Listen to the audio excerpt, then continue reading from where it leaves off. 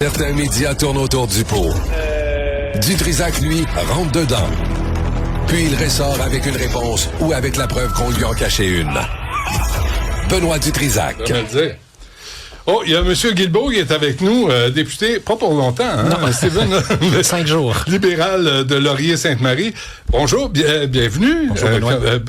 Je trouve ça important qu'on se reparle parce qu'on s'est parlé quand tu as annoncé que tu quittais. Uh-huh. Puis je te tutoie parce que ça fait un bout qu'on se connaît, qu'on se croise. Là, t'en as pour 5 jours. 5 jours. À être député. Là, tu dois être une pile de formulaires à remplir sur ton bureau puis à régler des cas. On a essayé d'en clairer le plus possible cet été, là, mais c'est sûr qu'il y en a quand même toujours un peu qui se rajoutent. Il y a des membres de mon équipe qui vont rester là jusqu'à l'élection partielle qui aura lieu après les élections du Québec. On ne sait pas exactement quand. Là. Ouais. Donc, ils vont pouvoir continuer à faire les suivis. Mais là, tu vas nous coûter un autre 600 000, toi, là. Sacre à moi. C'est sûr que c'est pas le fun, une élection partielle. Je me suis posé beaucoup de questions avant de partir. Est-ce que moi je sentais que je pouvais pas rester comme député libéral.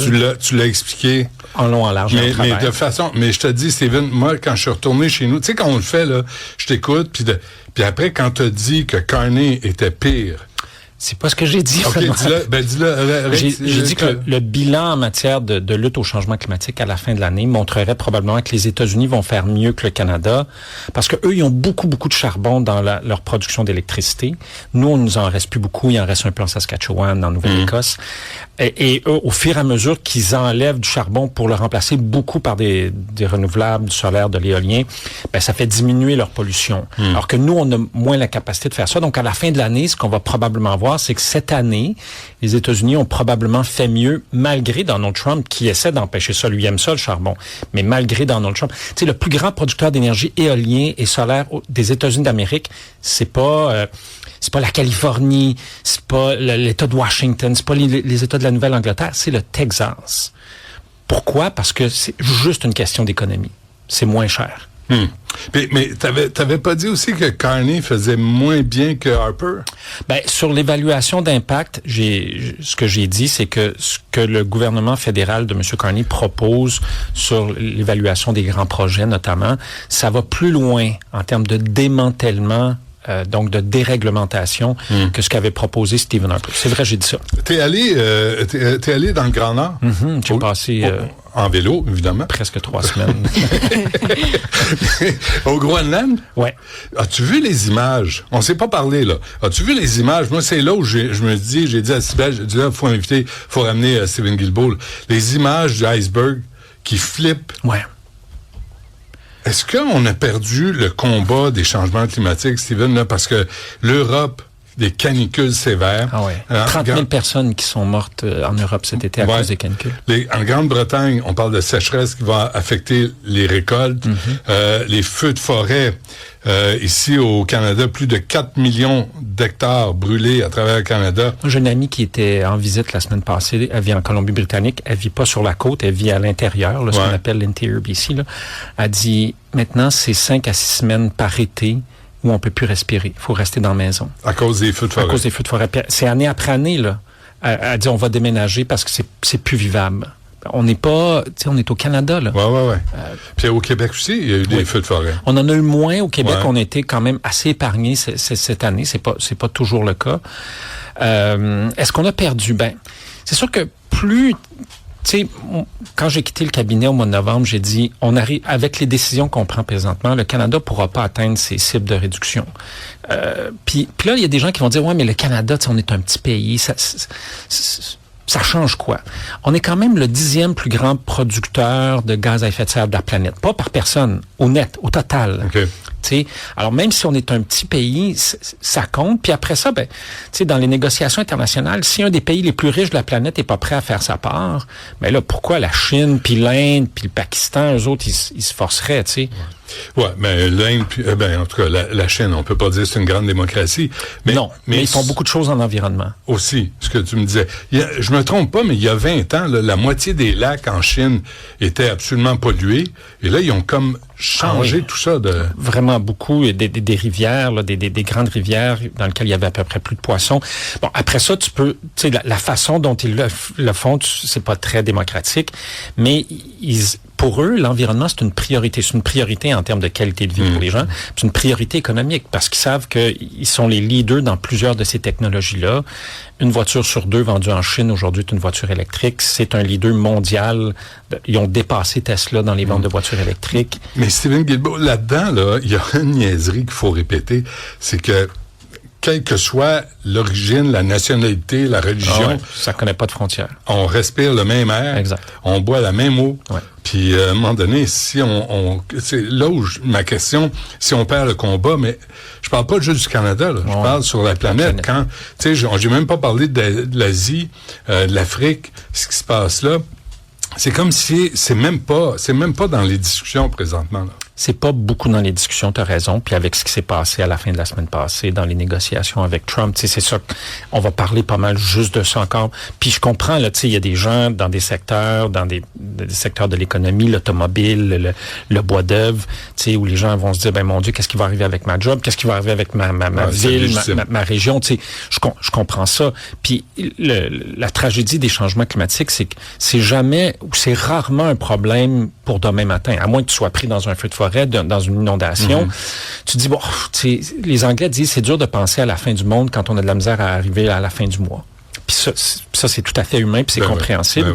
Mais, mais en haut, là, Steven, là où tu as gravité, ministre de l'Environnement, là, en haut, là, avec vos sagramouilles de conférences, où tout le monde débarque là en jet privé, puis en limousine, là, ça me tape tellement ses nerfs. Moi, je prends le transport en commun, puis je fais du vélo, mais je me rends là en avion, mais pas en jet privé. Non, mais c'est ça, tu sais, on s'en sort pas ben.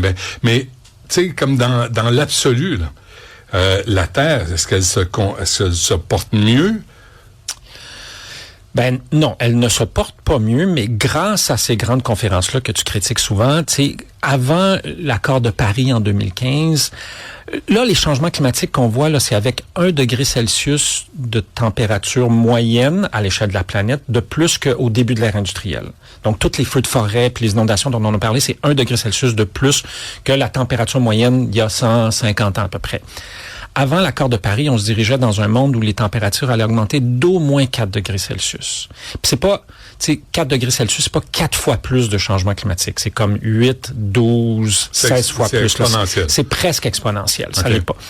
Là, grâce à l'accord de Paris, on s'enlignerait pour être autour de 2,5 degrés Celsius d'augmentation de température. Donc, c'est mieux que 4. Mais c'est encore beaucoup trop. Il y a encore beaucoup de choses qu'on doit faire pour limiter les dommages. Mais c'est ça qu'on essaie de faire présentement. Comment il s'appelait? Il y a un scientifique en 1988. James Hansen. Il écrit encore, hein, il a écrit cette année, puis il a dit, préparez-vous, là, il dit, les modèles informatiques qu'on utilise sous-estiment l'été qu'on va avoir, puis ce gars-là, il a eu raison plus souvent qu'il a eu tort dans sa vie. Oui, parce qu'on a ri de lui, là, en 80, à la fin des années 80. 88, là, c'était un clown.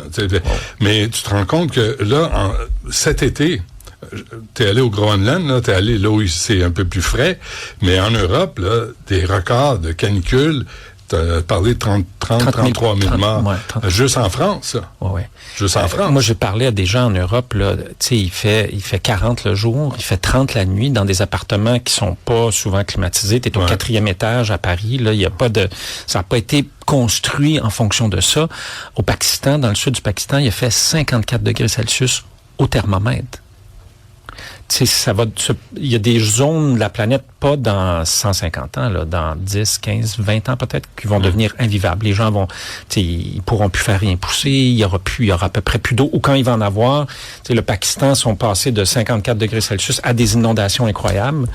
Fait que ça va être tough, puis c'est pour ça que le rôle de nos gouvernements, c'est oui, tu sais, de s'occuper des affaires au jour le jour, puis des guerres commerciales, mais il faut aussi que tu gardes l'œil sur le long terme, puis qu'est-ce qui va être bon pour ta population, puis l'ensemble des populations dans 10 ans, dans 15 ans, dans 20 ans. Je lisais, tu parles de l'eau, là, c'est juste 2 exemples. En août 2026, la sécheresse historique a fait chuter le niveau du Rhin à un seuil critique de seulement 6 cm au point de passage en Allemagne. Une sécheresse historique frappe l'Europe aussi, faisant chuter le niveau du Danube à des seuils records, environ 10 cm à Budapest. Le Rhin, le Danube, C'est des sont à peu près à sec. importantes. Puis même que en France, par exemple, on utilise beaucoup l'énergie nucléaire pour produire de l'électricité. C'est à peu près 80% de leur production d'électricité. Mais ces réacteurs-là, il faut que tu les refroidisses. Ouais. Tu les refroidis avec de l'eau. Puis l'eau, tu la prends dans les rivières. Mais là, il y a des réacteurs nucléaires qu'on est obligé d'arrêter au moment où on a besoin d'électricité parce que tout le monde veut se climatiser, parce qu'il y a plus assez d'eau dans la rivière pour refroidir ton réacteur nucléaire. Ouais. Toi, tu t'en vas faire quoi, là? Parce que tu m'avais dit, des organisations... mais là, j'ai l'impression, Steven, que tout le monde parle, tout le monde lit les mêmes nouvelles, tout le monde constate la même chose, mais il n'y a pas grand-chose qu'on puisse faire. Non, moi, je suis pas d'accord. On n'en fait pas assez. Mais, tu sais... Quand j'étais ministre de l'Environnement, là, pour la première fois dans l'histoire du pays, on a réussi à réduire notre pollution climatique alors que l'économie augmentait. On a réussi à montrer que même dans le 4e plus grand producteur de pétrole et de gaz au monde, c'est possible de faire ça. On est à peu près à 9%. Là, j'ai pas vu les derniers chiffres là, par rapport au niveau de pollution de 2005. Il faudrait qu'on soit bien plus avancé que ça, mais c'est la première fois dans l'histoire du Canada qu'on réussit à faire ça. Avant, notre pollution a diminué juste quand il arrivait quelque chose comme une crise économique, une récession, la COVID. Puis là, on a montré qu'on est capable de faire ça. L'Union européenne, on parlait de l'Europe, là, ils vont réduire leur niveau de pollution d'au moins 55% d'ici 2030.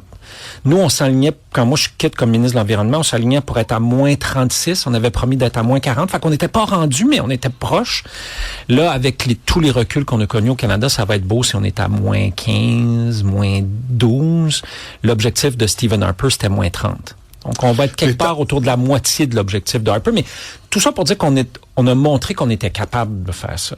Puis ton message, là, est-ce que les jeunes embarquent? Est-ce que les jeunes sont blasés? Parce que moi, je m'imagine, t'as 20 ans aujourd'hui, t'entends ça, puis tu te dis, fuck, qu'est-ce qui nous attend?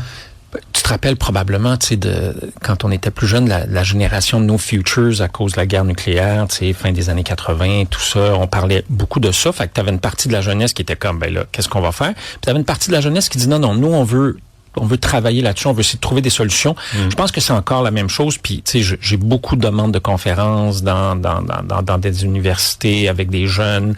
J'étais avec 55 jeunes justement en Arctique cet été qui venaient de plusieurs pays arctiques, États-Unis, Canada, Groenland, Islande. Puis ces jeunes-là, ils sont motivés. Tu sais, ils comprennent puis ils voient bien l'ampleur du problème. Mais ils disent, moi, je veux faire partie de la solution. Fait qu'il y a ça aussi. Il y a une coalition de villes au Canada, plus de 300 villes et au Québec qui travaillent ensemble. Puis tu sais, c'est des très petites municipalités en passant par Montréal, Toronto, Vancouver. Ben Vancouver moins, là, le maire est moins progressiste, mais même Jasper, Edmonton. Écoute, j'étais à une conférence de ces villes-là au mois d'avril à Edmonton, où est-ce que le maire d'Edmonton dit non, on veut plus de pipeline. Là. C'est pas ça qu'il faut. C'est pas ça. Mais ton ami Carney, lui, en veut. Oui, mon ami Carney, il en veut au moins un, sinon deux. Parce que là, dans les discussions avec les États-Unis, il y avait été question d'en ramener un autre. On verra si le prochain pipeline va se construire. Parce que, tu sais, si c'est un si bon deal, pourquoi le privé met pas d'argent? Parce qu'ils savent là, qu'il n'y a pas d'argent à faire avec ça. Mais c'est pas comme si les pétrolières n'étaient pas financées par l'État. Non, ils reçoivent des subventions, tu le sais bien. Oui, ils en reçoivent beaucoup moins qu'ils en recevaient. Mais tu as raison. T'es un intégriste, t'es un extrémiste, t'es un climato-fasciste. Ça se dit-tu, ça? Écoute, le Canada est le seul pays du G20 à avoir mis en place un cadre pour éliminer les subventions aux combustibles fossiles. Puis sous Justin, on était en train de le faire. Il en restait quelques-unes, là. Là, écoute, c'est sûr que si que je laisse passer ça, là. Ton ami Justin qui va dire bonjour. Oui. Dis-lui qu'il laisse son gars tranquille, là, qu'il fasse... Son gars va faire de la musique. On n'a pas besoin de le voir chanter dans un quincaillerie. Ça te rend pas mal à l'aise de voir ça, Steven? L'ancien premier ministre qui se met en spectacle comme ça, là. Peux-tu lui donner un break? Il peut-tu nous donner un break? Ben, t'es pas obligé d'aller voir ses vidéos. T'as juste à pas suivre sa page. Mais ce n'est que ça, là. Ben, là. Il est en démonstration pour lui-même, là. Il est en promotion, il est en autopromotion sans arrêt. Il n'y a pas besoin de ça, là. On n'a pas besoin de ça. Ben, c'est la beauté de la démocratie. T'es pas obligé d'aller voir ses affaires. Mais non, mais son gars, là, laisse-le tranquille. Il va faire sa musique. Si les gens aiment ça, ils vont aller le voir. Greta Thunberg, t'es-tu avec toi, au Groenland? Qu'est-ce qui est arrivé à cette jeune femme-là? Écoute, Écoute, ça fait bien longtemps que je l'ai pas vu. Je l'ai vu la dernière fois quand tu étais à Montréal en 2019. Donc, ça fait... 2 milliards d'arbres? On en a planté 750 millions à peu près. Fait qu'on est, on est loin de la cible, mais 750 millions, c'est quand même pas rien. Tu sais, moi, entre ça puis zéro. On a planté combien, toi-même? Moi, j'en plante de temps en temps.